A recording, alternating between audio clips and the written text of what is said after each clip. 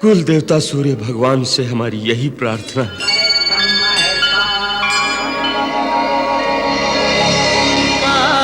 लेकर पूरन होगी कौशल्या प्रियतमा कैकेयी, रानी सुमित्रा को दोनों ने एक एक दिया निवाला।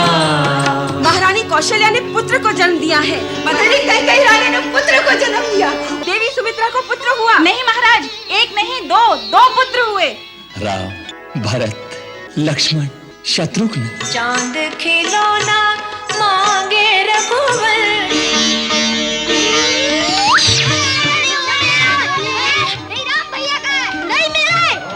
गुरुदेव की आज्ञा है, चारों कुमारों का उपनयन संस्कार होगा। वत्स, गुरु आश्रम में चलो। विद्या ग्रहण करने से पहले जीवन के धर्म कैसे सीखो। करे नव घोर वंदना, श्वेत पद्मासना। या ब्रह्माच्युत शंकर प्रभृति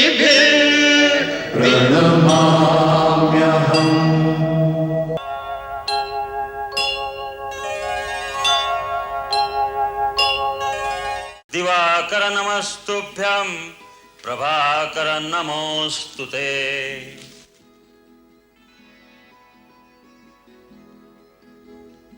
महाराज दशरथ, आज सूर्य देवता उत्तरायण में प्रवेश कर रहे हैं। यह बड़ा ही पुनीत मुहूर्त है। इस शुभ मुहूर्त में अपने कुल देवता से जो प्रार्थना करोगे वो अवश्य सफल होगी। गुरुदेव, आपके आशीर्वाद से अपार वैभव, सुख, समृद्धि, कीर्ति सब कुछ है, परंतु एक ही कमी है जो हमें व्याकुल किए रहती है। जिस सूर्यवंश में महाराज इक्ष्वाकु, दिलीप, भगीरथ, रघु, हरिश्चंद्र जैसे परम प्रतापी यशस्वी राजा हुए हैं, क्या वो रघुकुल दशरथ के साथ ही समाप्त हो जाएगा? क्या हमारे बाद पितरों को पानी देने वाला कोई ना होगा? महर्षि वशिष्ठ, कुल देवता सूर्य भगवान से हमारी यही प्रार्थना है, यही पुकार है। सूर्यवंश का सूर्य दशरथ के साथ ही अस्त ना हो जाए। आप तो जानते हैं गुरुदेव कि कोई माँ कहने वाला ना हो तो स्त्री अपने आप को पूर्ण नहीं समझती। एक माँ के हृदय का आंगन जब तक सूना रहेगा गुरुदेव, तब तक संसार के सारे सुख, वैभव इन महलों के खालीपन को कभी नहीं भर सकते। आप तो त्रिकालदर्शी है गुरुदेव, हमारे मन की व्यथा तो आप जानते ही हैं। महारानी कौशल्या, देवी कैकेयी, देवी सुमित्रा, आप निराश न हो। सूर्य भगवान आपकी मनोकामना अवश्य पूरी करेंगे, परंतु उसके लिए पुत्र कामेष्टि यज्ञ करना होगा। तो फिर गुरुदेव, उसमें देरी क्यों? आप यज्ञ का आयोजन कीजिए। परंतु देवी, हम वो यज्ञ नहीं करा सकते। आप नहीं कराएंगे तो और कौन कराएगा? अथर्ववेद के पूर्ण ज्ञाता ऋषशृंग मुनि इसके विशेषज्ञ हैं। ये यज्ञ उन्हीं के द्वारा संपन्न होना चाहिए। तो फिर उन्हें बुलवाइए गुरुदेव और यज्ञ का अनुष्ठान कीजिए। नहीं देवी कैकेयी, उसके लिए तो महाराज को स्वयं उनके पास जाकर प्रार्थना करनी चाहिए। गुरुदेव, मैं आज ही उनके पास जाने के लिए तैयार हूं।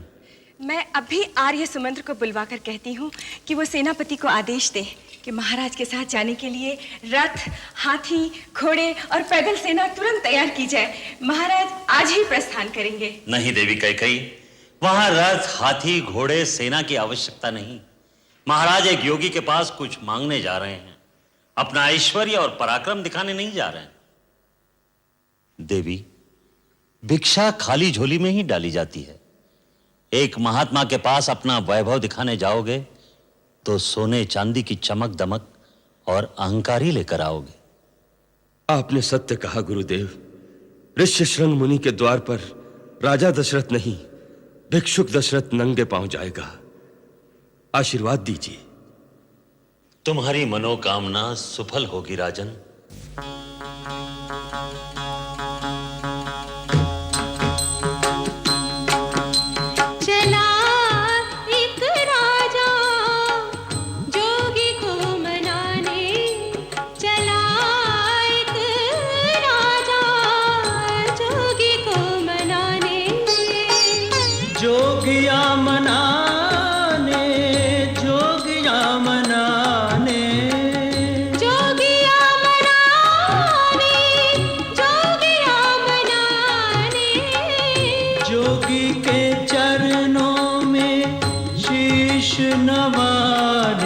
चला एक राजा जोगी को मनाने।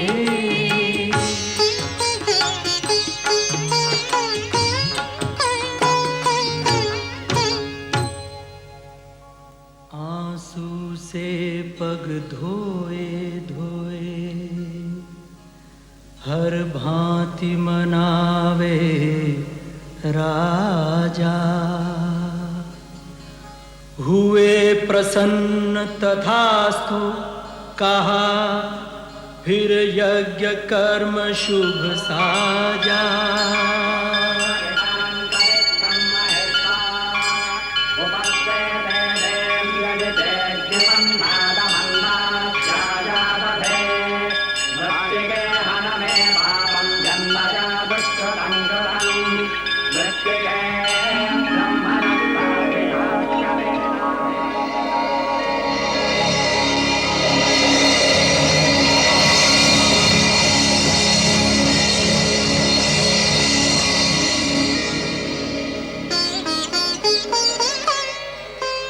अग्निदेव फिर प्रकट भये एक पात्र खीर का लेकर। पूरन होगी इच्छा तेरी कहा दशरथ को देकर।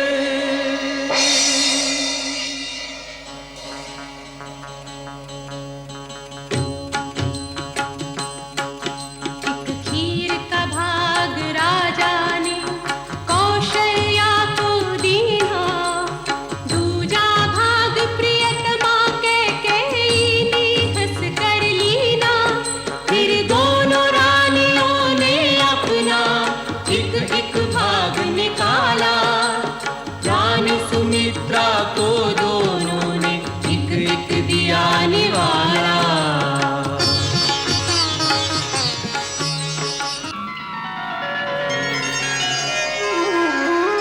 नवमी तिथि मधुमास पुनीता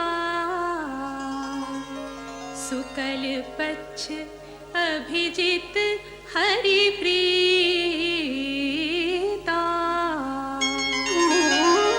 मध्य दिवस अति शीतना घामा पावन काल लोक विश्रामा।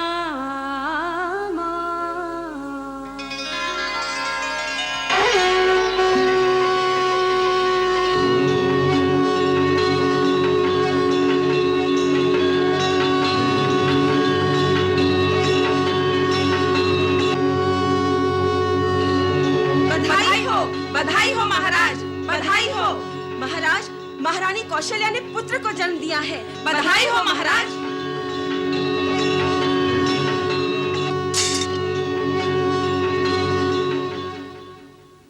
बधाई राजराजेश्वर, बधाई। कैकेयी मां बन गई। मेरी कैकेयी रानी ने पुत्र को जन्म दिया, वो मां बन गई, उसका मान बढ़ गया। जय जयकार। मंथरा रानी कैकेयी से हमारा अभिनंदन कहो। महाराज का जय जयकार। मेरी कैकेयी रानी का जय जयकार। मेरी कैकेयी रानी का जय जयकार हो। महाराज, देवी सुमित्रा को पुत्र हुआ। नहीं महाराज, एक नहीं दो पुत्र हुए। कृपा कृपा सूर्य भगवान।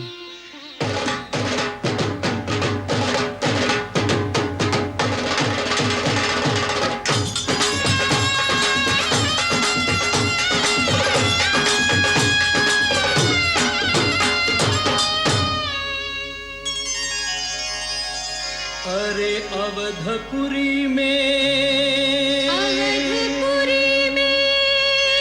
हो बाजे बधैया।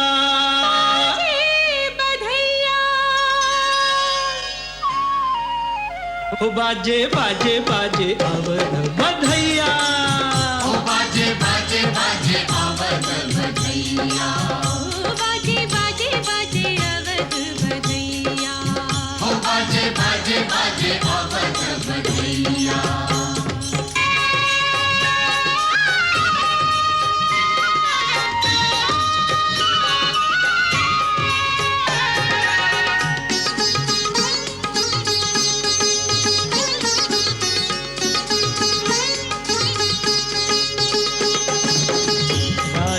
दशरथ मगन है कितने, राजा दशरथ मगन है कितने, मगन है तीनों मैया,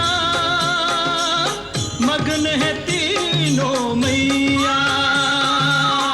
चार दिशा से फूल बरसते, चार दिशा से फूल बरसते, हंसते हैं चारों भैया। बाजे बाजे बाजे अवध बधैया, ओ बाजे बाजे बाजे अवध बधैया, हो बाजे बाजे हो, बाजे बाजे बाजे बाजे बाजे बाजे बाजे बाजे बाजे बाजे, हो बाजे बाजे बाजे अवध बधैया, ओ बाजे बाजे बाजे अवध में बाजे बधैया। बाजे बाजे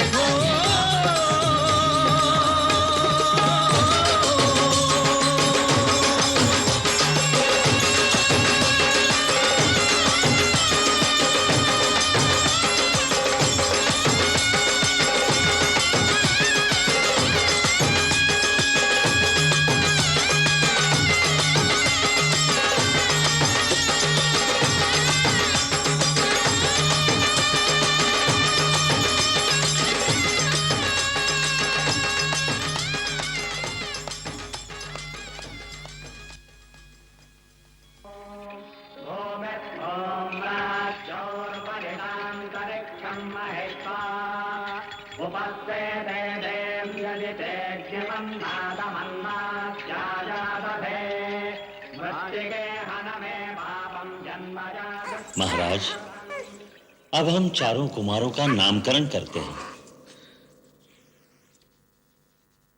कौशल्या नंदन का नाम केवल 2 अक्षर का, किंतु इतना महान कि अनंत ब्रह्मांड उसमें समा जाए। अखिल विश्व को आनंद देने वाले सुखधाम का नाम राम।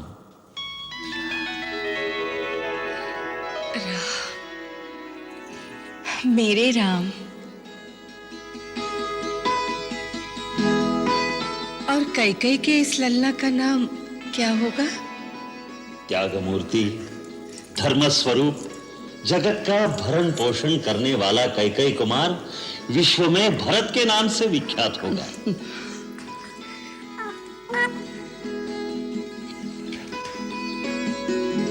भरत,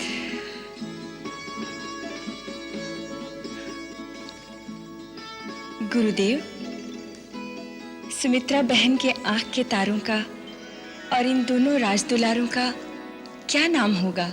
हम इन्हें क्या कहकर पुकारेंगे? ये समस्त लक्षणों से युक्त है। इसका नाम लक्ष्मण, और ये छोटे कुमार। छोटे हैं पर इनके नाम से शत्रु दहल उठेंगे, सो इनका नाम शत्रुघ्न होगा।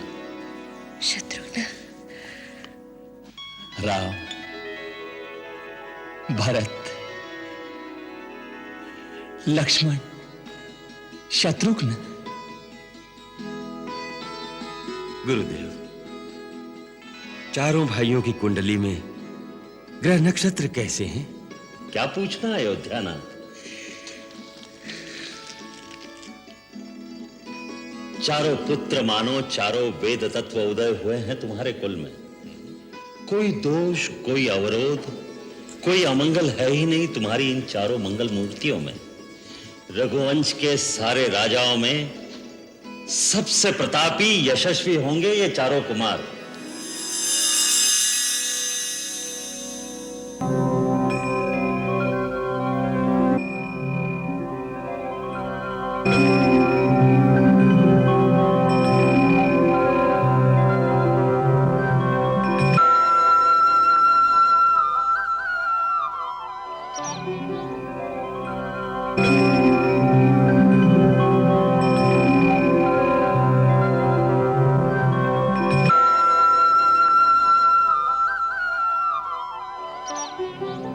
गरुड़ जी, आज आपको अपने अज्ञान और भ्रम की एक बड़ी विचित्र कथा सुनाता हूं।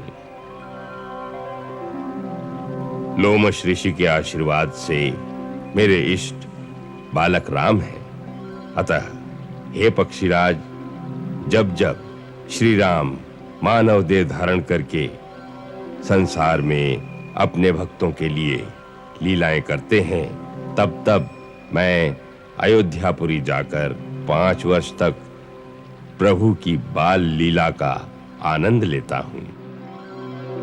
मैं एक छोटे से कौवे का रूप धरकर भगवान के साथ खेलता रहता हूं।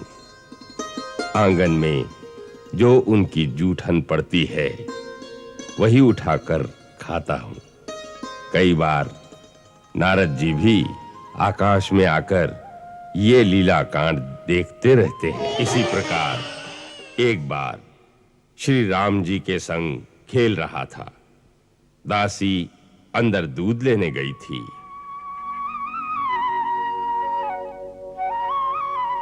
हम दोनों अकेले थे।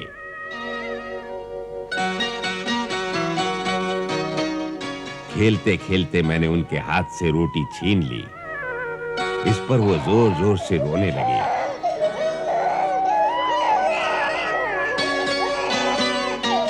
इस प्रकार उनको रोता देखकर अचानक प्रभु की माया ने मुझे भ्रम में डाल दिया। मैं सोचने लगा कि क्या यही है तीनों लोकों का स्वामी, जो इस प्रकार रोटी के एक छोटे से टुकड़े के लिए बिलक बिलक कर रो रहा है। ये सोचकर मैं उन्हें छोड़कर महल से उड़ गया।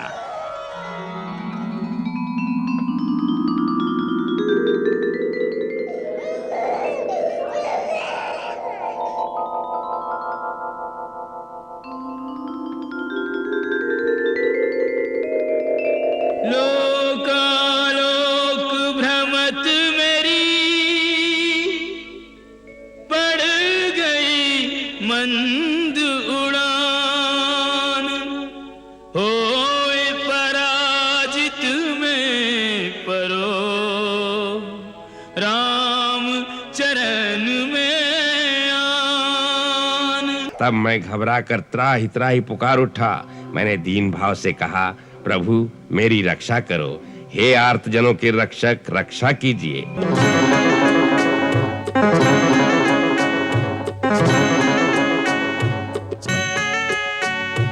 काग रे काग तू मांग रे मांग, तेरो अनुराग मेरे मन भायो। संपत्ति देहूं के सदगति देहूं, वो देहूं मैं आज जो तोहे सुहायो। रिद्धि के सिद्धि के मुक्ति में देहूं के देहूं वो दान जो कोई न पायो।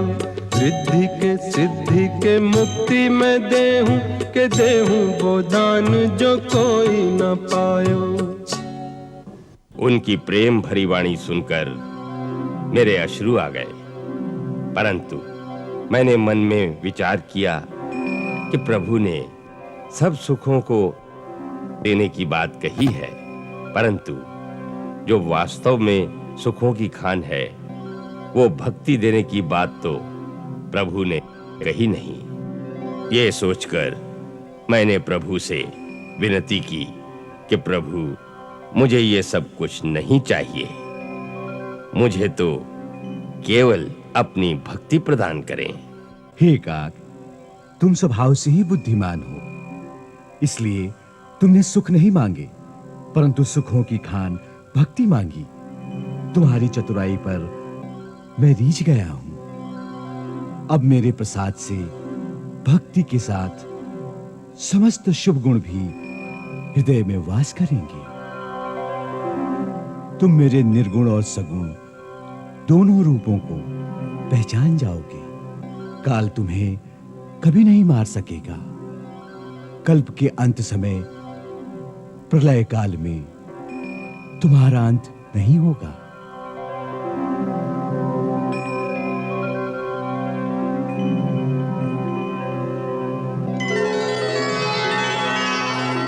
आहा, आपने तो मुझे साक्षात भगवान से मिला दिया। हे गरुड़ जी, ये सब श्री राम की कृपा है। मैं तो यहां बैठा बैठा अपने प्रभु की लीला देखता रहता हूं। ठुमक चलत चलत ठुमक ठुमक चलत रामचंद्र बाजत पैंजनिया। ठुमक चलत रामचंद्र छोटी छोटी बैया तरत धरा पे उठत चलत गिर जावे राम जी। दूध कटोरा उठाए के मटके दूध कटोरा उठाए के मटके कागा को पिलाने जावे राम जी। कागा को पिलाने जावे राम जी। पकड़ पिता की भैया भैया भैया। ठुमक चलत रामचंद्र बाजत पैंजनिया। ठुमक चलत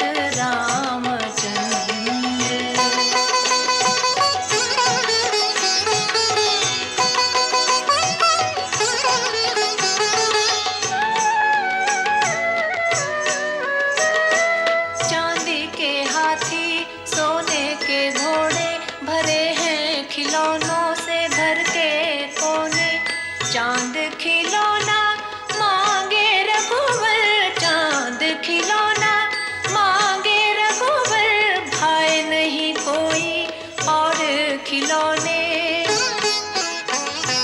थाली में पानी भर चंदा उतारे थाली में पानी भर चंदा उतारे। छप छप खेलत राम सलोने। छप छप छप छप नजर उतारे तीनों रनिया तीनों रनिया तीनों रनिया। ठुमक चलत रामचंद्र बाजत पैंजनिया। ठुमक चलत रामचंद्र। वाह सच्चिदानंद वाह, क्या लीला हो रही है। जय हो प्रभु जय हो। एक किसकी जय जयकार हो रही है नाथ? एक ही तो है हमारे आराध्य श्री राम। वाह, बड़ा मधुर संबंध है आप दोनों का। वो आपकी पूजा करें और आप उनकी। जरा हमें तो कराइए उनके दर्शन। ये कैसी लीला हो रही है। लो देख लो, तुम्हें यहीं दर्शन करा देते हैं।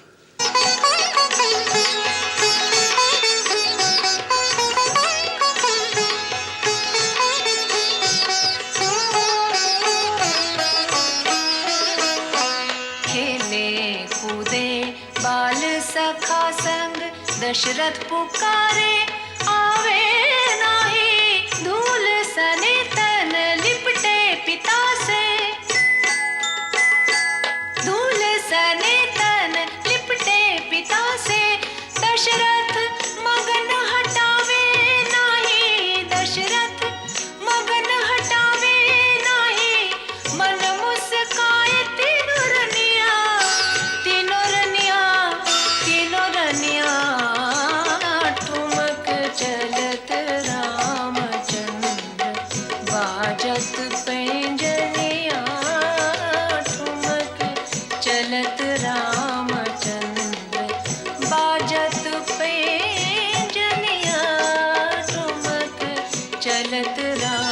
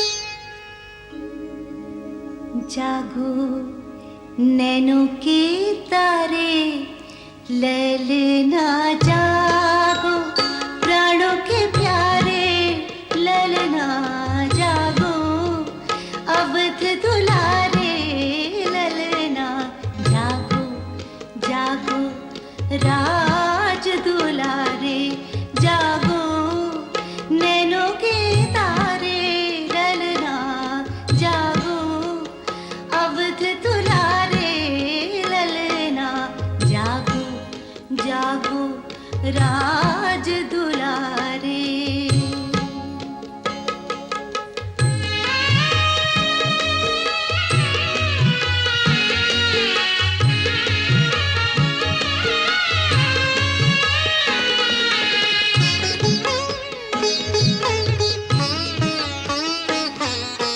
रजनी बीती भोर भई, रजनी बीती भोर भई, खुले गगन के द्वारे, ललना रजनी बीती भोर भई, खुले गगन के द्वारे, ललना गूंज रही पलना में कब से, गूंज रही पलना में कब से, कंगना की झंकारे, ललना कंगना की झंकारे, ललना जागो नैनों के तारे, ललना जागो प्राणों के प्यारे,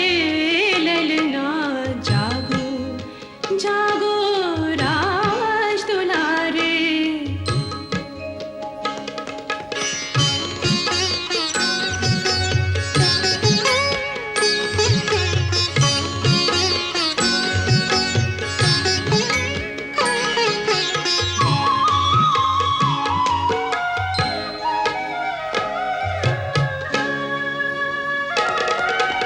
नील कमल सी अखियाँ खोलो, बोलो बोलो कुछ तो बोलो, तुतली पानी बड़ी सुहानी, तुतली पानी बड़ी सुहानी, प्राण है तुम परवारे, ललना प्राण है तुम परवारे, ललना जागो नैनों के तारे, ललना जागो प्राणों के प्यारे, ललना जागो अवध दुलारे, ललना जागो जागो राज दुलारे।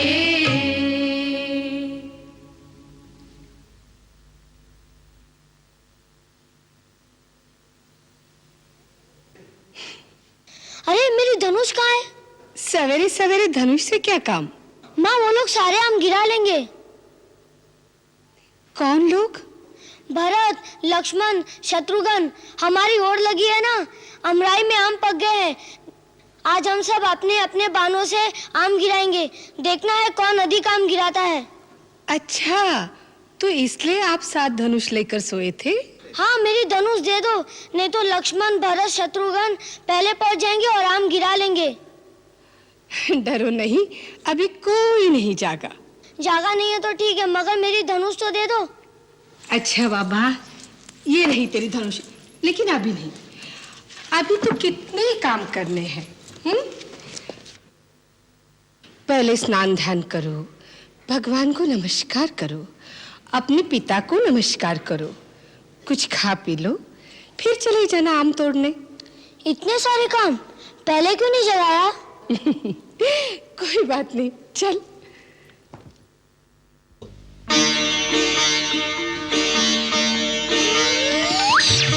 देखो मेरा आम गिर गया। देखो ये राम भैया के आम है।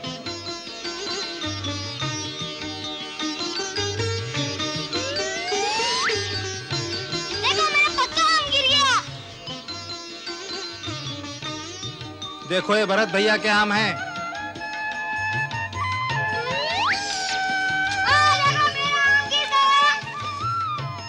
ये लक्ष्मण भैया के आम गिरे।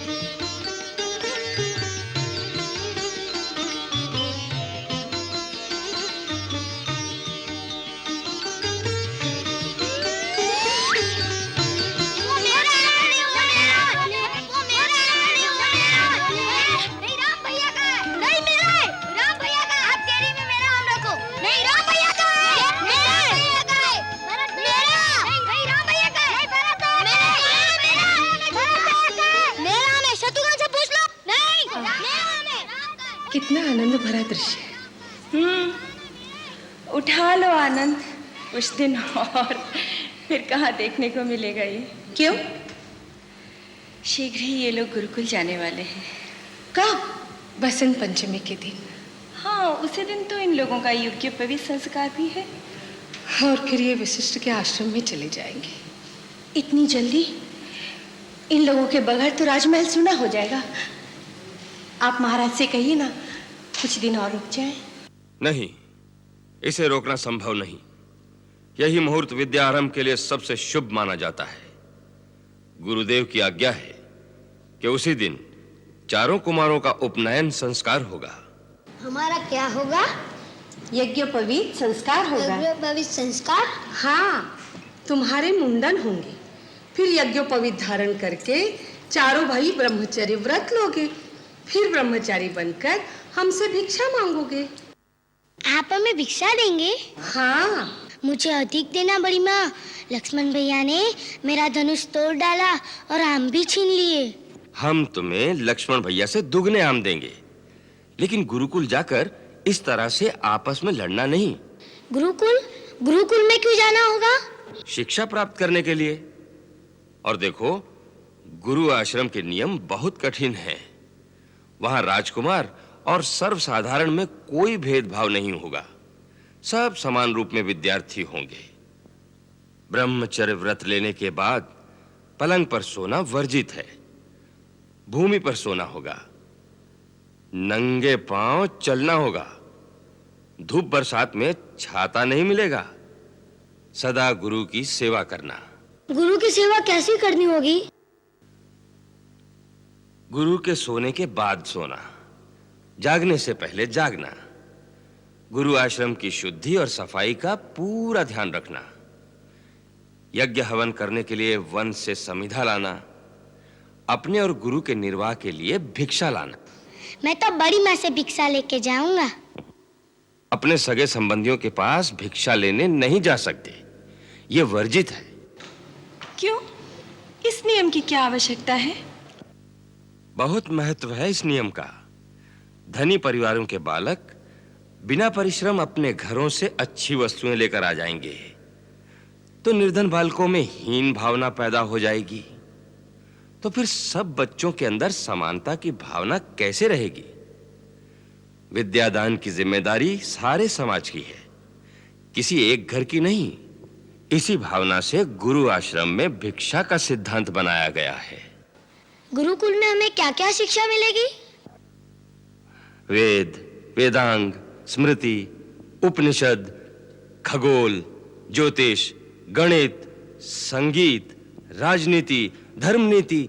बस बस, आप इतना बता दीजिए कि वहाँ माँ की लोरी सुनने को मिलेगी कि नहीं। मुझे तो लोरी सुने बिना नींद ही नहीं आती।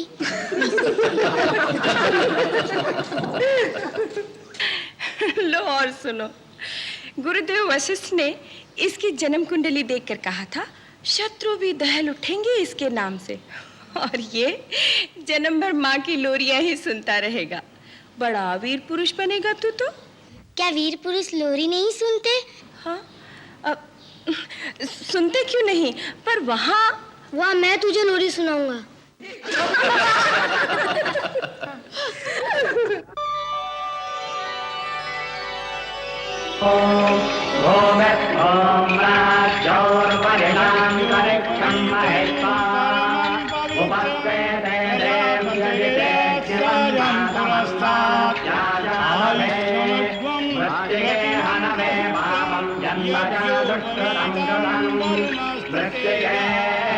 ब्रह्मदत्ताभिषाक्ष्यमेनाभिमन्त्रिता मृत्तिके देहि मे पुष्टिं त्वयि सर्वं प्रतिष्ठितम् मृत्तिके प्रतिष्ठिते सर्वं तन्मे नन्दमृत्तिके ॐ राज्योर्परिणान्तरिक्षं महेश्वा उपस्थिते देव्यजिते शिवं नादमन्नात्याजापथे मृत्तिके हन मे पापं जन्मया दुष्कृतं कृतम् मृत्तिके ब्रह्मदत्ताभिषाक्ष्यमेनाभिमन्त्रिता मृत्तिके देहि मे पुष्टिं त्वयि सर्वं प्रतिष्ठितम् मृत्तिके प्रतिष्ठिते सर्वं तन्मे नन्दमृत्तिके। ब्रह्मचारी राम, भरत, लक्ष्मण, शत्रुघ्न, तुम किसके ब्रह्मचारी हो? आपके गुरुदेव। सर्वप्रथम तुम ब्रह्मा के ब्रह्मचारी हो, फिर वज्रधारी इंद्र के, पश्चात अग्नि देवता के, तत्पश्चात मेरे ब्रह्मचारी हो। अब मैं सूर्य देवता की आज्ञा से तुम्हें शिष्य रूप में स्वीकार करता हूं। गुरु और शिष्य के बीच सर्वदा प्रेम और विश्वास बना रहे। मेरे जो उत्तम गुण हो तुम केवल उन्हें ही ग्रहण करना, मेरे अवगुणों को ग्रहण नहीं करना। अब मेरा पहला उपदेश ग्रहण करो। सत्यम वद, धर्मम चर, मातृदेवो भव, पितृदेवो भव, आचार्य देवो भव। अब चारों मेरे साथ मूल मंत्र का उच्चारण करो। ओम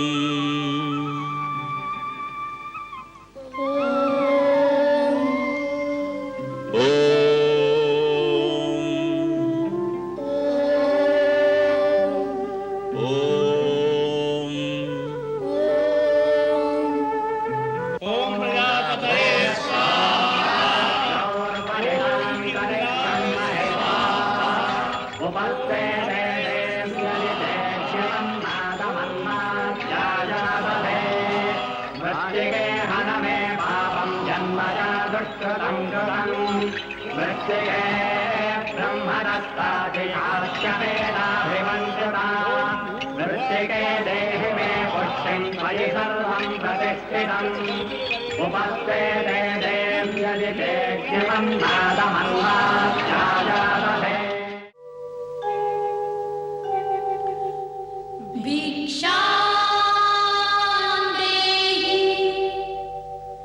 भवति भिक्षां देहि माता भिक्षां देहि।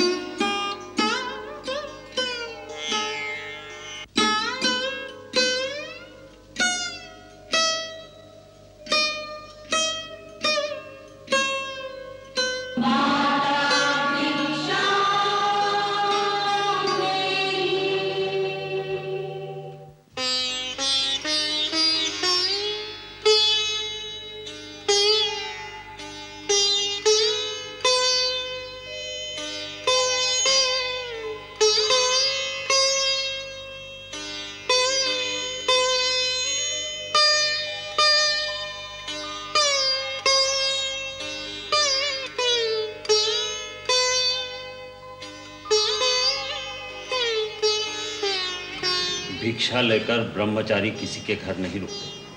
वत्स, गुरु आश्रम में चलो। गुरुदेव, बाहर रथ तैयार है। देवी, विद्या का व्रत लेकर बटुक ब्रह्मचारी के लिए सवारी वर्जित है। कल्याणमस्तु। चलो।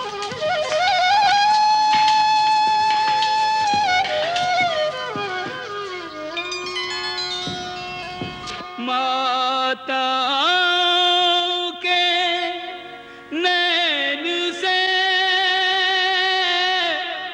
रोके रुकत न नीर, दशरथ से राजा प्रबल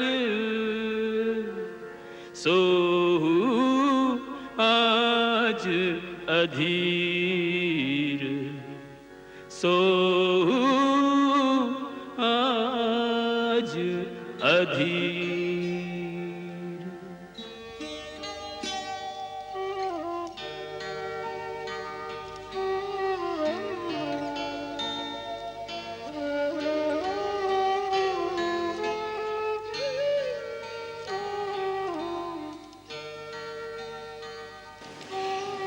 कुछ खा तो लीजिए।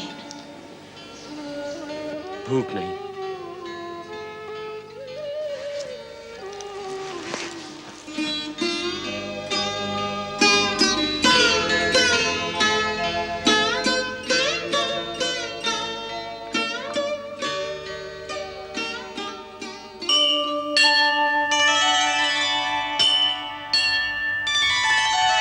या कुंदेन्दु तुषार हार धवला, या शुभ्रवस्त्रावृता, या वीणा वरदण्ड मण्डितकरा, या श्वेत पद्मासना, या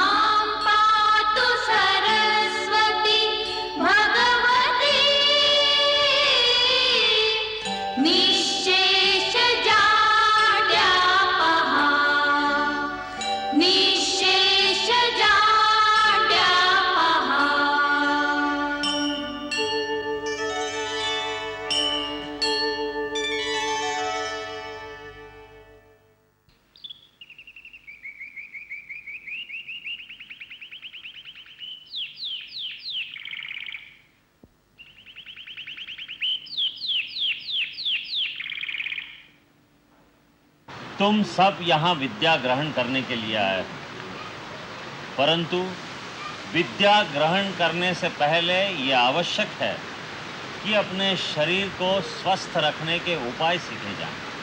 क्योंकि यदि तुम बीमार हो जाओ, अपना शरीर कमजोर हो जाए, तो तुम अध्ययन कैसे करोगे, जीवन के धर्म कैसे सीखोगे? मनुष्य का शरीर 5 तत्वों से बनता है: पृथ्वी, जल, अग्नि, आकाश और वायु। ये 5 तत्व अगर संतुलन में रहे तो शरीर स्वस्थ रहता है। मनुष्य के शरीर पर जिन चीजों का असर होता है वो है उसका खाना पीना, वातावरण, उसके विचार, उसका आचरण। ये सब चीजें सात्विक होनी चाहिए। इसके अतिरिक्त असर पड़ता है उस चुंबकीय शक्ति का जिसके सहारे इस विश्व की हर चीज अपने अपने स्थान पर स्थित रहती है। आकाश में जितने तारे तुम देखते हो वो सब एक दूसरे की आकर्षण शक्ति के कारण ही अपनी अपनी जगह स्थिर रहते हैं। उस चुंबकीय शक्ति से विद्युत अर्थात बिजली की लहरें निकलती रहती हैं। वो लहरें सूरज, चांद, सितारों और हमारी धरती, यहां तक कि हमारे शरीर पर भी असर डालती हैं। मैं तुम्हें अपने शरीर में दिखाता हूं। देखो, कैसे ये लहरें मनुष्य के शरीर पर असर डालती हैं। याद रखो, मनुष्य के शरीर में भी चुंबकीय ध्रुव होते हैं, जिनके गिर्द ये तरंगे वृत्ताकार घूमती रहती है। वो दिखाई नहीं देती, परंतु उनका बहुत गहरा प्रभाव हमारे शरीर पर पड़ता है, जो हमारे मानसिक और शारीरिक स्वास्थ्य के लिए बहुत महत्वपूर्ण है। इसलिए सोते समय तुम्हें ऐसी दिशा में सोना पड़ेगा जिससे तुम्हारे शरीर पर धरती की उन लहरों का अनुकूल असर पड़े। हमसे पिताजी ने कहा था कि आश्रम में नंगे पांव रहना पड़ेगा, और ये भी कहा था कि धूप और बरसात में छाता नहीं मिलेगा। ऐसा क्यों गुरुदेव? क्योंकि गुरु का कर्तव्य है कि वो अपने शिष्यों को मजबूत बनाए, ताकि जीवन में हर परिस्थिति का वो सामना कर सके। आज तुम राजकुमार हो, कल को वनवास में जाना पड़ जाए, और उस समय जो मजबूत नहीं होगा वो टूट जाएगा। इसीलिए ये कठोर तपस्या की आवश्यकता है।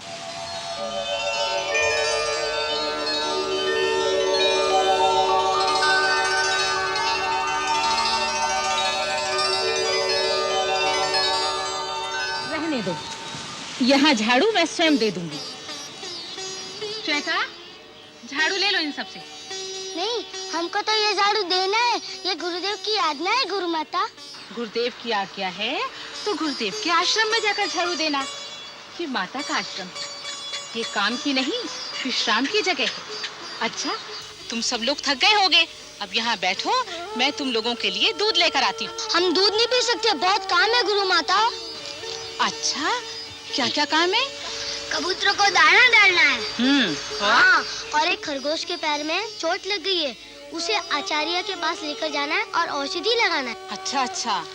और वो बचवा है ना कालू, वो हिरनी को बहुत तंग करता है, घास भी नहीं खाने देता, उसे भी गौशाला में बंद करके रखना है। अच्छा अच्छा, तब तो बहुत सारे काम करने हैं तुम लोगों को। अच्छा, ये तो बताओ, तुम लोगों को अपनी अयोध्या याद आती है? हाँ, बहुत याद आती है, रात को नींद भी नहीं आती। तो तुम्हें नींद नहीं आती? तो अच्छा ऐसा करो, रात को तुम मेरे पास सोया करो। नहीं, मैं आपके पास नहीं सोया करूंगा, आप मुझे लोरी नहीं सुनाएंगे। तो वहाँ ब्रह्मचारियों के बीच में कौन लोरी सुनाता होगा? राम भैया बहुत अच्छी लोरी सुनाते हैं, बिल्कुल माँ की तरह। राम भैया।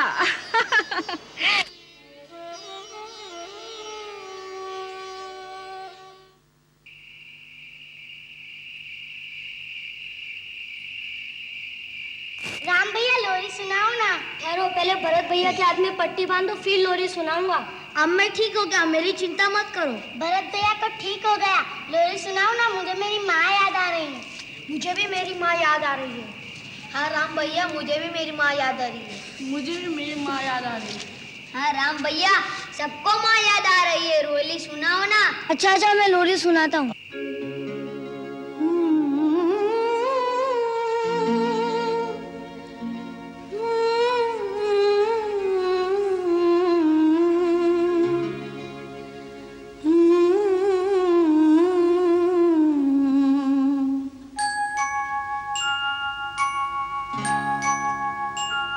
आजा आजा री निंदिया, धीरे धीरे से आजा, राजा बिटुआ की अखियों में समा जा रे। आजा निंदिया, आजा आजा री निंदिया, धीरे धीरे से आजा, राजा बिटुआ की अखियों में समा जा रे। आजा निंदिया।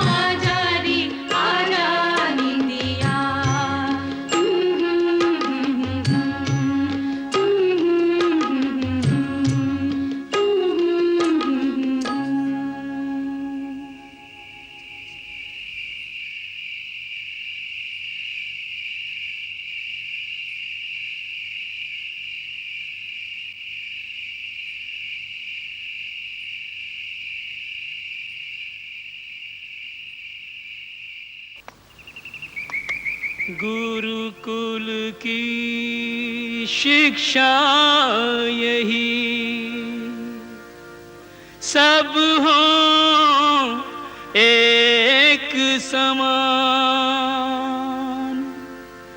प्रथम धर्म तो कर्म है, जीवन कर्म प्रधान, जीवन कर्म प्रधान। हर स्थिति में जी सकें, घर हो या वनवास,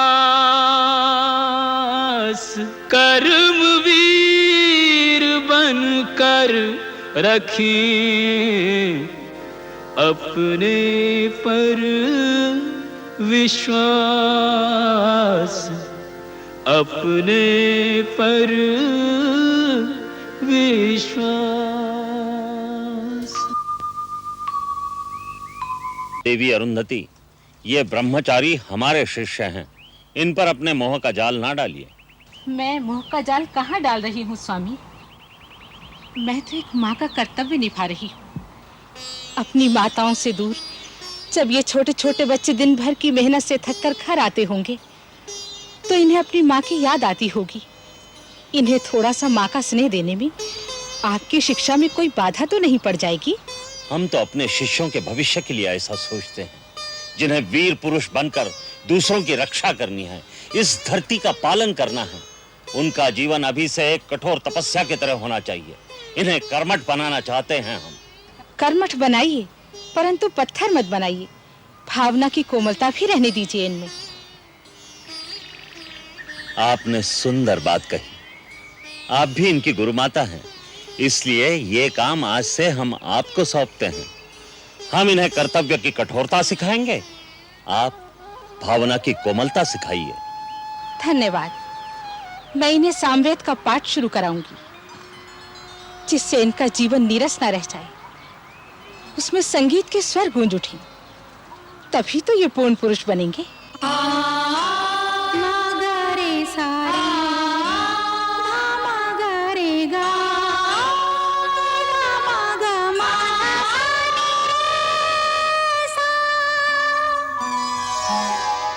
ललित करे नव भोर वंदना, ललित करे नव भोर वंदना। सूर्य बिखेरे रंग सुनहरा,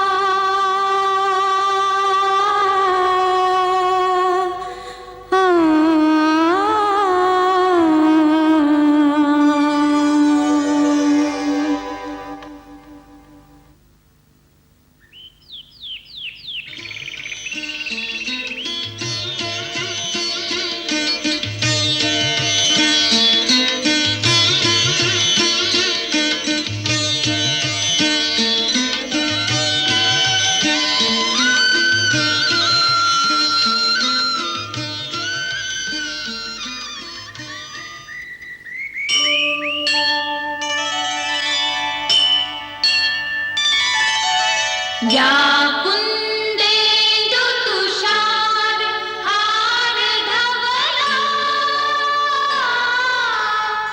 या शुभ्रवस्त्रावृता या वीणावरदण्ड मण्डितकरा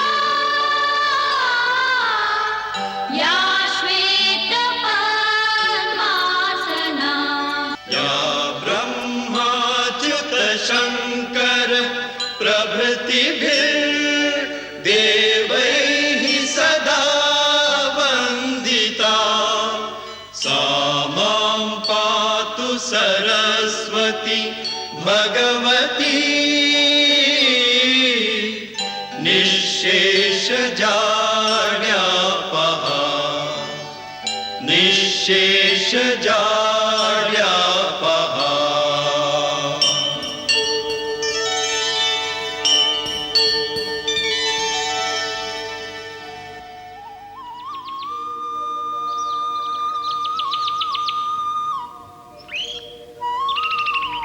सर्वमंगलमांगल्ये शिवे सर्वार्थ साधके शरण्ये त्र्यंबके गौरी नारायणि नमोस्तुते।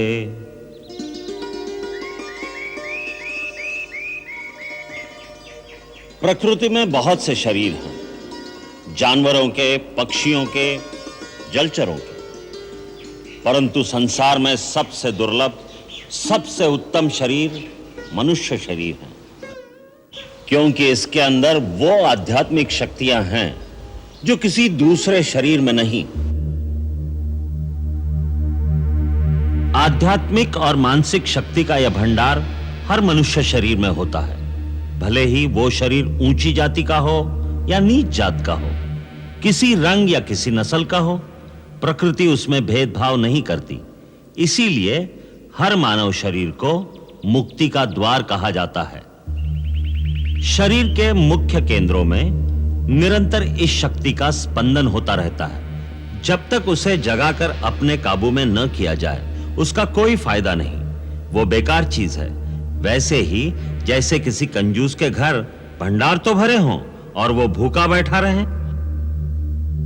हर मानव शरीर में इस शक्ति के 7 केंद्र होते हैं जो योगाभ्यास द्वारा जागृत किए जा सकते हैं।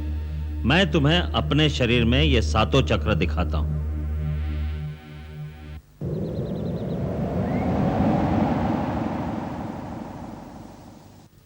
ये देखो, सबसे पहला है मूलाधार चक्र। ये इस शक्ति का निवास स्थान है। यहां जिस रूप में यह शक्ति निवास करती है उसे कुंडलिनी भी कहते हैं। गुरु की कृपा और सहायता से इस शक्ति को यहां से जगाकर दूसरे केंद्र तक पहुंचाया जाता है, जिसे स्वाधिष्ठान चक्र कहते हैं। फिर स्वाधिष्ठान चक्र को भेद कर जब यह शक्ति आगे बढ़ती है तो तीसरे केंद्र पर पहुंचती है, जिसे मणिपुर चक्र कहते हैं। फिर मणिपुर चक्र का भेदन करके इस शक्ति को आगे बढ़ाकर चौथे केंद्र पर पहुंचना होता है। इसे अनाहत चक्र कहते हैं। यहां से विशुद्ध चक्र और फिर यह शक्ति अज्न चक्र को जागृत करती है। अज्न चक्र श्वेत वर्ण और भ्रुकुटी के मध्य में 2 पंखुड़ियों के बीच स्थित होता है। उसका बीज मंत्र है ओम ओम। यदि इस परम शक्ति का दुरुपयोग किया जाए या इसमें कोई भूल की जाए तो यही शक्ति बेकाबू हो जाती है, जिससे साधक भटक जाता है और भटका हुआ साधक खतरनाक होता है। वो इस शक्ति से दूसरों का भी नाश कर सकता है और अंत में यही शक्ति उसका भी नाश कर देती है। इसलिए यह आवश्यक है कि गुरु की आज्ञा और सहायता के बिना यह अभ्यास न किया जाए। जब यह शक्ति जागृत होती है तो सब केंद्रों में ऊर्जा और तेज का एक ऐसा वेग होता है जैसे गंगा का प्रवाह हो। उसका तेज कई सूर्यों की तरह प्रकाशमान होता है। कुंडलिनी जब आगे बढ़ती है तो साधक को चेतना की अलग-अलग परतों का अनुभव होता है, यहां तक कि जब वो छठे चक्र का भेदन करके सहस्रार तक पहुंचती है तो योगी पूर्ण समाधि में लीन हो जाता है। जहां रोशनी ही रोशनी है, प्रकाश ही प्रकाश है, वहां पहुंचकर एक अलौकिक आनंद की अनुभूति होती है, जहां मानव की चेतना आदि और अंत की सीमाओं को पार कर जाती है। वो परम चेतना की परिसीमा है, जहां तीनों काल और समस्त लोक उसके सामने प्रकाशित हो जाते हैं।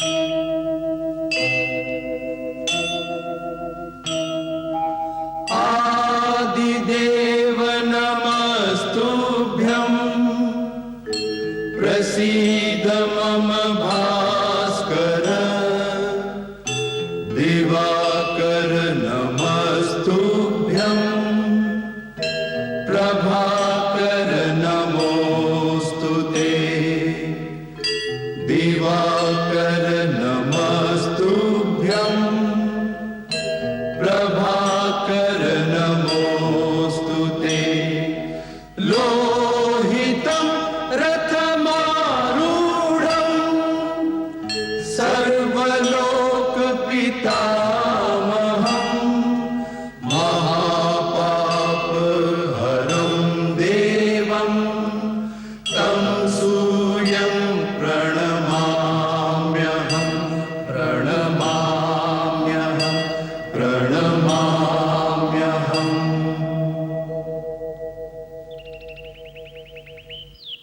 सूर्य वंदना वैज्ञानिक भी है, आध्यात्मिक भी।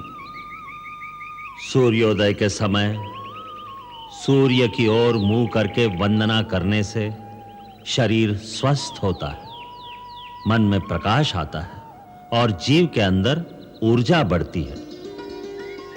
यही समय योग साधना के लिए भी उत्तम होता है। योग क्या है? योगा चित्तवृत्ति निरोधा, मन की सारी वृत्तियों को रोककर एक ही केंद्र पर मन का ध्यान लगाने को योग कहते हैं। योग से मन काबू में आ जाए तो सारी सिद्धियां मिल जाती हैं, क्योंकि मन ही इस संसार में सबसे शक्तिशाली है। वही मनुष्यों के बंधन और मोक्ष का कारण होता है, वही पाप और पुण्य का कर्ता है। पुण्य क्या है, पाप क्या है गुरुदेव? किसी जीव का दुख दूर करना, उसे सुख पहुंचाना, उससे प्रेम करना, यही पुण्य है, यही धर्म है। और किसी को पीड़ा देना, किसी का मन दुखाना, यही अधर्म है, यही पाप है। प्रेम ही पुण्य है, घृणा ही पाप है।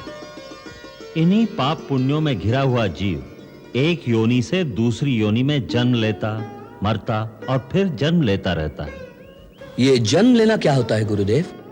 मरण? गुरुदेव, ये मरण क्या होता है?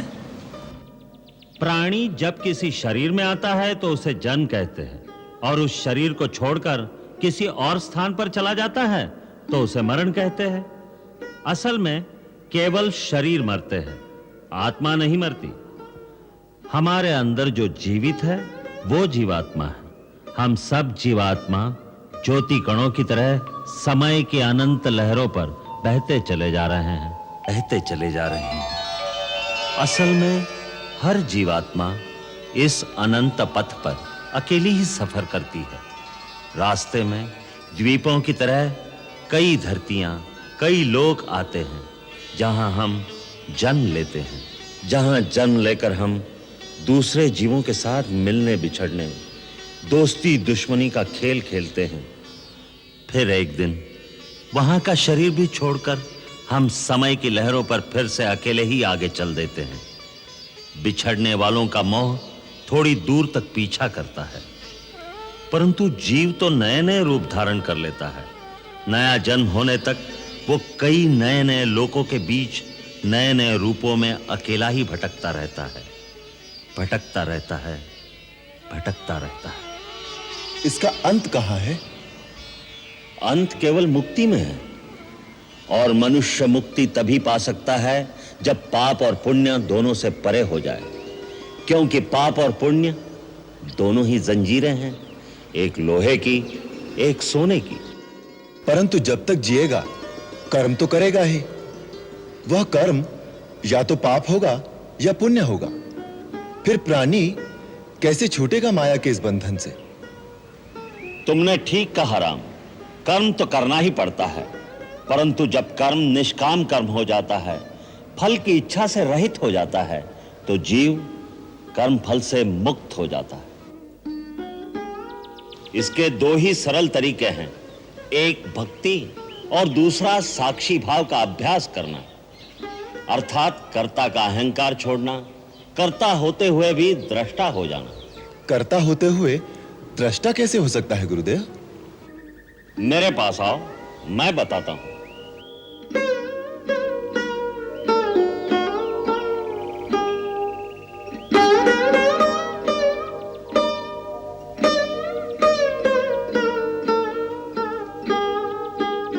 राम,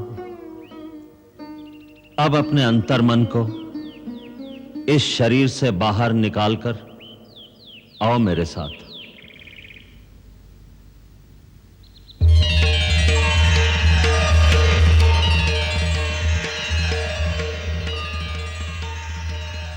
अब यहां से देखो, अहंकार और माया का संसार। एक गुरु है वशिष्ठ, जो अपने आप को बहुत बड़ा ज्ञानी समझता है और अपने शिष्यों पर अपनी विद्वत्ता का सिक्का जमाने की कोशिश कर रहा है। परंतु वो तो बहुत अच्छा काम कर रहे हैं। विद्यादान तो पुण्य है। पुण्य है, परंतु पुण्य में भी एक डर है। यह अहंकार पैदा कर सकता है, जिससे बचना चाहिए। उधर देखो उन बच्चों को।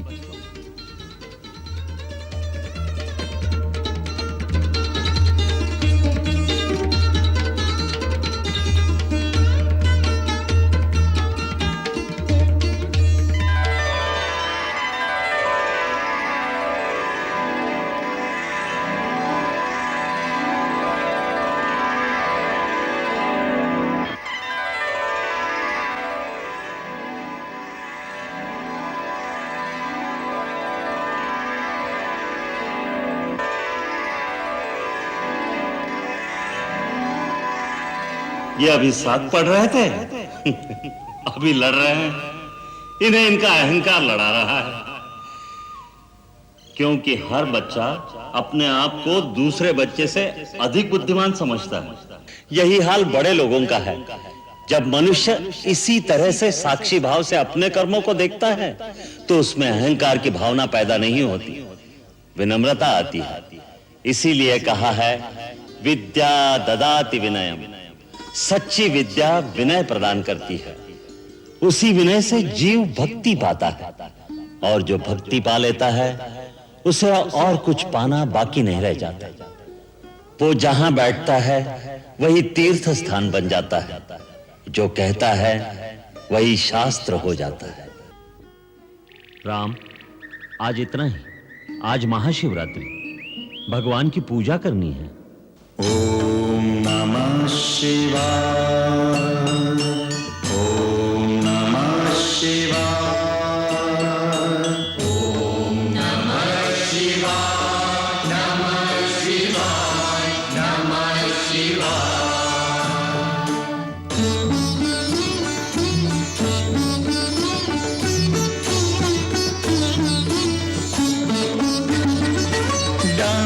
डमरुपाणि शूलपाणि हे नटराजन नमो नमो नमो नमो नमो नमो नमो नमो नमो नमो।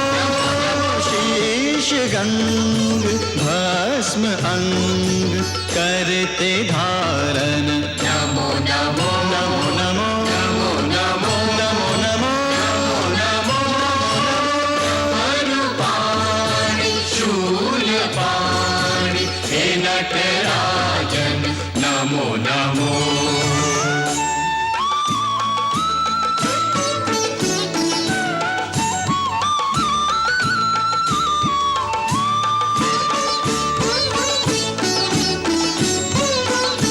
तुम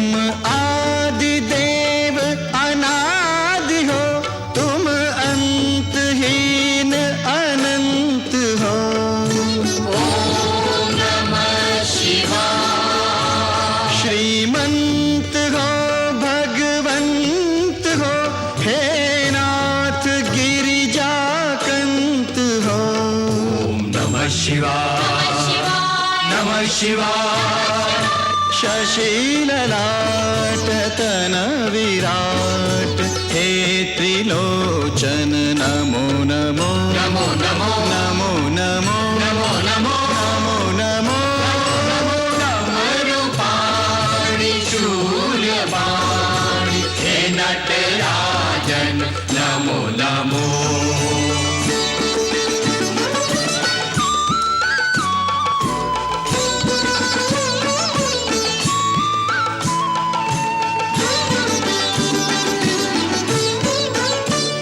निस्सार इस संसार में शिव नाम केवल सार है।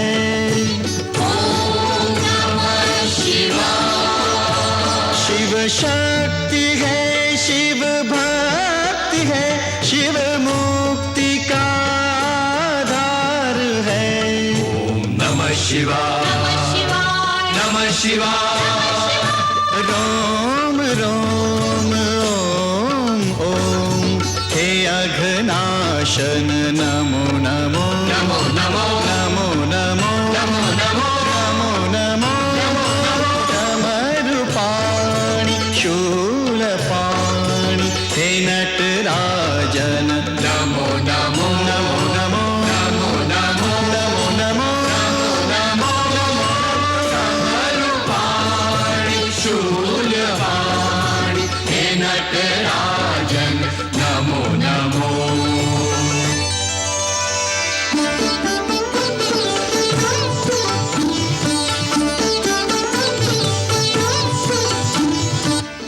प्रभु कैसी सुंदर वीणा बजा रहे हैं। नृत्य को जी चाहता है। तो कौन रोकता है? प्रभु वीणा बजाएं और उनके भक्त नाचें और हम आनंद लें।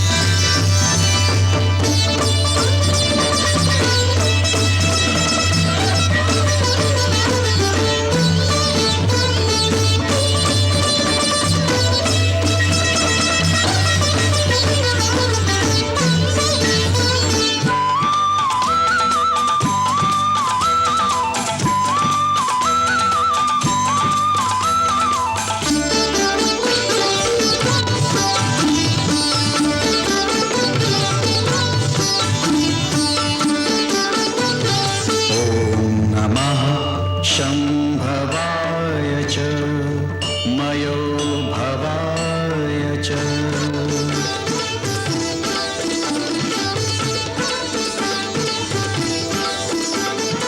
नमः शंकराय च मयस्कराय च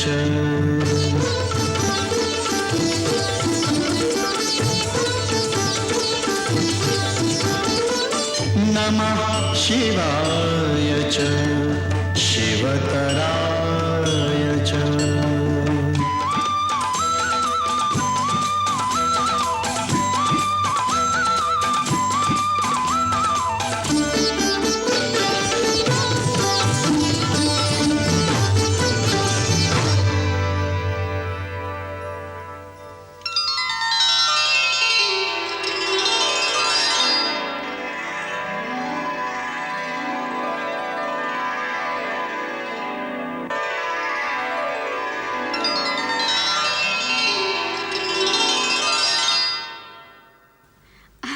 आ गए नाथ?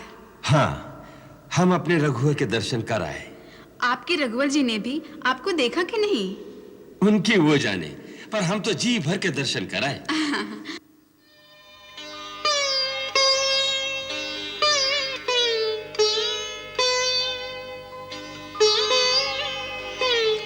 प्रणाम महारानी। ये सब क्या है हरिसुमंत? चारों कुमारों के नए वस्त्र। गुरु आश्रम से संदेशा आया है कि चारों कुमारों की शिक्षा दीक्षा पूर्ण हो चुकी है। माता पिता के भेजे हुए वस्त्र पहनाकर विद्यार्थियों को गुरु आश्रम से विदा किया जाएगा। क्या हमारे बच्चे इतने बड़े हो गए? महारानी, समय के साथ सब बदल जाता है। मैं आपसे आशीर्वाद और आज्ञा लेने आया हूँ, उन्हें लाने के लिए। वो घर आ रहे हैं, हमारे बच्चे घर आ रहे हैं, ये सोचकर ही हमारा धैर्य छूटा जा रहा है। चाहिए आर्य सुमंत, हमारे बच्चों को जल्दी से आश्रम से विदा करा के ले आइए। आज तुम्हारा गुरुकुल में रहने का अंतिम दिन है। मुझे जो विद्या तुम्हें देनी थी वो पूर्ण हो गई। आज दीक्षांत के समय मैं तुम्हें अंतिम उपदेश देता हूं। सा विद्या या विमुच्यते। सच्ची विद्या वही है जो मुक्त कर दे। इसलिए आज से मैं तुम्हें अपने समस्त आदेशों से मुक्त करता हूं। अब जीवन पथ पर बढ़ने का मंत्र होगा आत्मदीपो भव, अर्थात मेरे आदेशों का अंधविश्वास करके पालन करना आवश्यक नहीं। अपनी विद्या, अपने विवेक के सहारे अपना धर्म, अपना कर्तव्य स्वयं निश्चित करो। शास्त्रों के अनुसार मनुष्य को जीवन में 3 ऋण चुकाने होते हैं: देव ऋण, पितृ ऋण और आचार्य ऋण। देव ऋण भक्ति और पूजा से चुकाया जाता है। सब प्राणियों में भगवान का रूप देखोगे तो सारे प्राणी तुम्हारे लिए पूजनीय हो जाएंगे। यही भगवान की सच्ची पूजा है। इससे देव ऋण चुकाया जाता है। अपना सुख त्याग कर माता पिता की सेवा में समर्पित होने से ही पितृऋण चुकाया जाता है। अब रही मेरी गुरुदक्षिणा। तुम अपने आचरण से और कर्म से इस संसार में सुख, सुंदरता और प्रसन्नता फैलाओ। मानव धर्म के आदर्श स्थापित करो। दिलों से बैर निकालकर उनमें प्यार के बीज बो दो। यही वचन तुमसे लेकर मैं तुम्हें आचार्य ऋण से मुक्त करता हूं। मेरा आशीर्वाद सदा तुम्हारे साथ है। मुझे जब भी याद करोगे अपने पास पाओगे।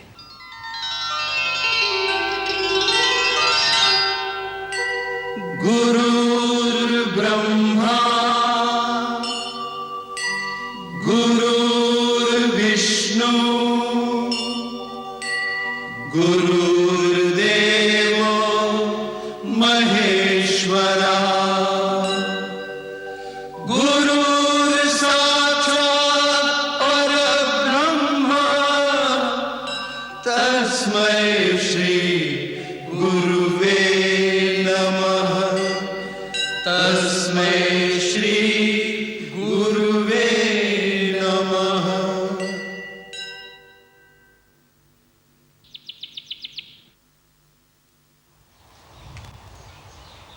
इतने बरस आपके ममता की गोद में बिताकर जाते हुए बस आपसे एक ही प्रार्थना है गुरु माता कि इस ममता के आंचल की छाया हम पर सदा बनी रहे। जाने अनजाने यदि हमसे कोई भूल चूक हुई हो तो हमें क्षमा करना। तुम तो कोई भूल कर ही नहीं सकते राम। ऐसी मोहनी डालकर जा रहे हो कि तुम्हें भूलना मुश्किल हो जाएगा। महादेवी को प्रणाम।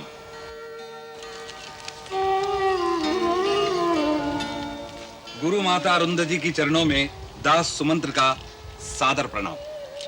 कल्याण हमारे सुमंत्र। महारानी कौशल्या ने राजकुमारों के वस्त्रों के साथ आपके लिए कुछ उपहार भेजे।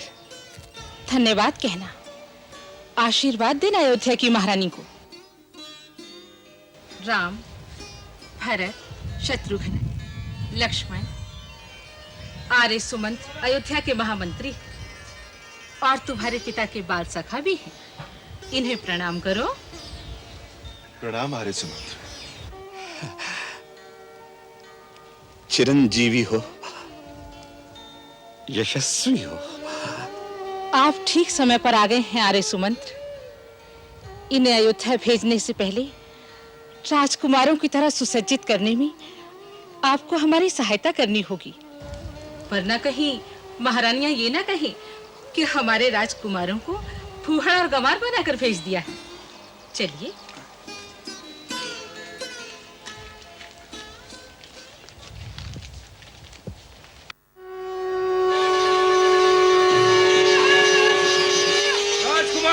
रामचंद्र की जय, भरत लाल की जय, लक्ष्मण लाल की जय, राजकुमार रामचंद्र की भरत लाल की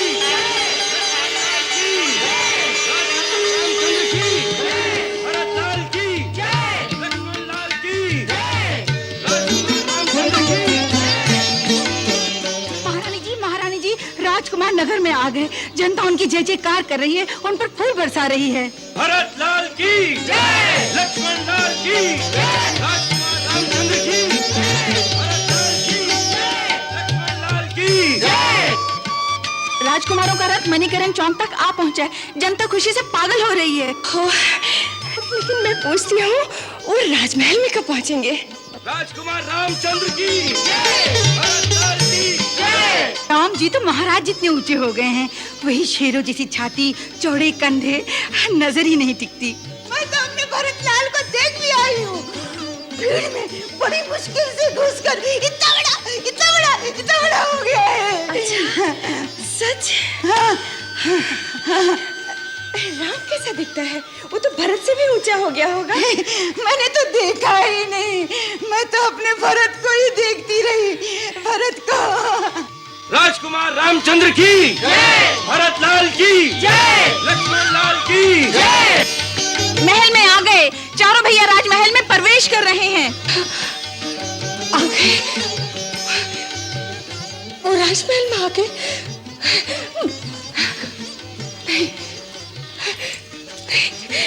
क्या हुआ महारानी? मैं नहीं जाऊंगी, मैं नहीं जाऊंगी। इतनी खुशी मुझसे कैसे सह जाएगी? मैं उसे कैसे देख पाऊंगी?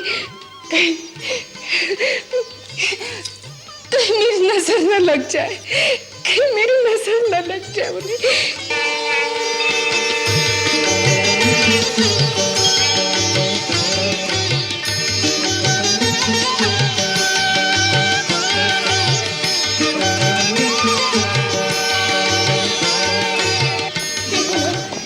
अन्याय है।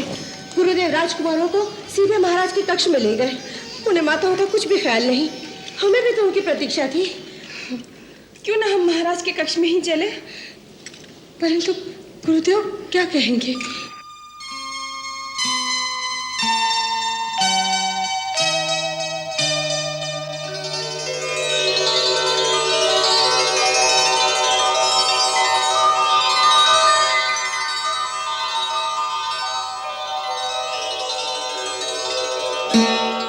मैं आपका पुत्र राम अपने भाइयों सहित अपने आप को आपकी सेवा में समर्पित करता हूं।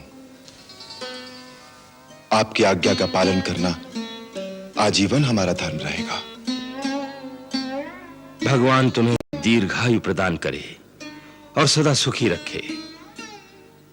गुरुदेव, आपकी कृपा से आज मेरे चारों मनोरथ सफल हो गए। अयोध्या नरेश, तुमने नन्हे अबोध बालक हमें सौंपे थे। आज उन्हें पूर्ण पुरुष बनाकर वेद वेदांग, धर्मशास्त्र, समाजशास्त्र, अर्थशास्त्र, राजनीति, समस्त विद्याओं में पारंगत बनाकर हम तुम्हें सौंपते हैं। क्षमा कीजिए गुरुदेव, हम सब और अधिक प्रतीक्षा ना कर सकी। हम आपके दोषी हैं महारानी। देवी अरुंधति ने हमसे कहा था कि कुमारों को पहले माताओं के पास ले जाना, किंतु राजकीय शिष्टाचारों में हम भूल गए। हमें क्षमा करना। अब आपकी अमानत आपके हवाले करता हूं। एक बनवासी ने इनसे बड़ी कठोर तपस्या कराई है। अब इन्हें अपने आंचल की शीतल छाया में समेट लो। राम, मां का स्थान ईश्वर और गुरु से भी ऊंचा होता है। जो भक्तिभाव से मां के चरणों की सेवा करता है, देवता भी उसकी पूजा करते हैं।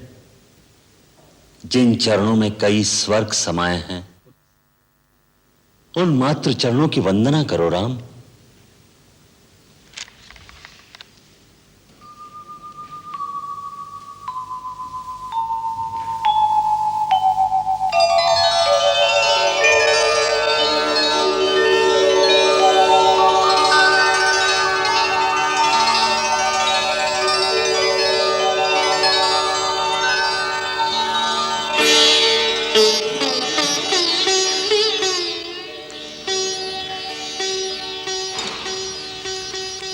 है राम,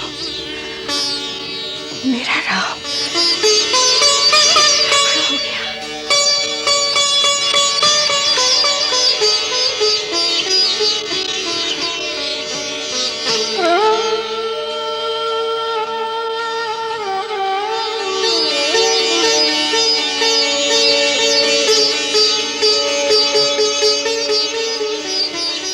जुग जुग जियो, सदा खुश रहो।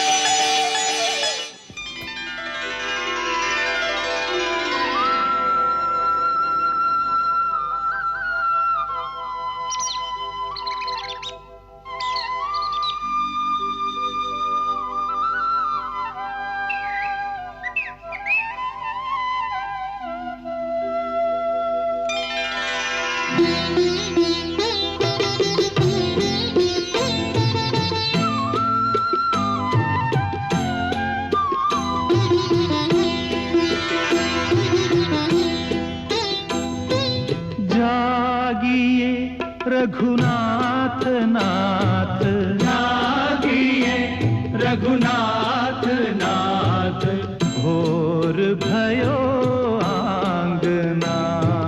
जागिए रघुवंश भानु, जागिए रघुवंश भानु, मुनि जन मन भावना।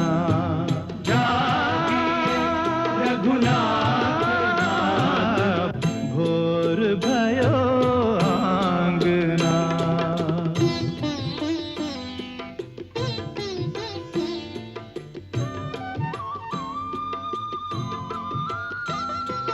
बीती रसवंती रैन, बोले खग मृदुल बैन, बोले खग मृदुल बैन, खोलो राजीव नैन, खोलो राजीव नैन, सब सुख सरसावना। जागिए रघुवंश भानु, जागिए रघुवंश भानु, मुनि जन